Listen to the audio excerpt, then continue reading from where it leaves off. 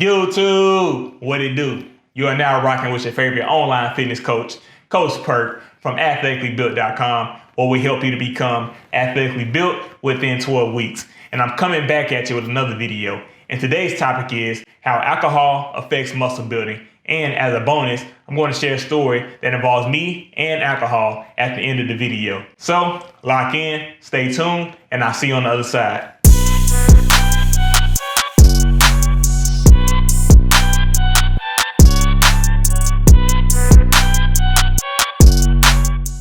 I've been asked so many times, is it possible to drink alcohol and still build muscle? And my answer to that question is yes. It's very possible to consume your choice of beer or alcohol and still become athletically built. The key to it is, however, making sure that you are a responsible adult and drink within moderation. Meaning that you cannot go out 5 nights per week and tee up. Sorry, it just doesn't work like that. But you have a choice to make. You can either drink here and there and get the body that you want, or you can drink way more than you should and get the body that you don't want. Remember, the choice is yours. As long as you're okay with the consequences, do as you wish. Now that we are into our topic a little bit, let's talk about the true effects that alcohol has on building muscle. So let's dive in. Number 1, alcohol dehydrates your body. Water is an essential component for building muscle, and without it, it's going to be hard to do so if your body is always dehydrated. Number 2, alcohol lowers your testosterone production.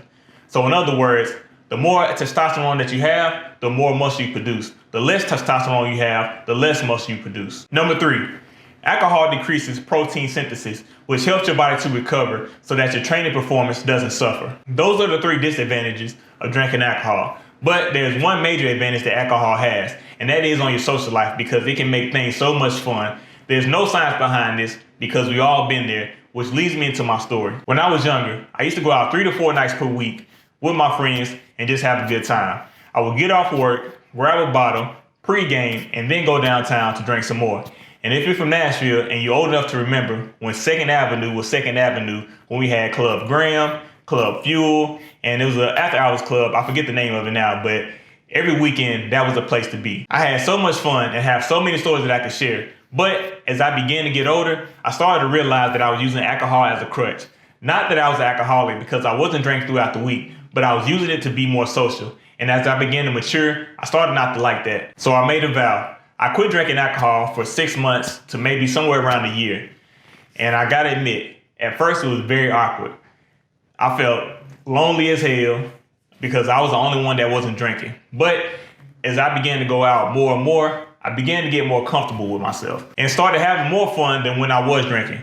Although admittedly, I do have to admit that I still do drink, but I'm a lightweight now. So somewhere around 1 to 2 shots and I'm good. I can't do nothing more than that.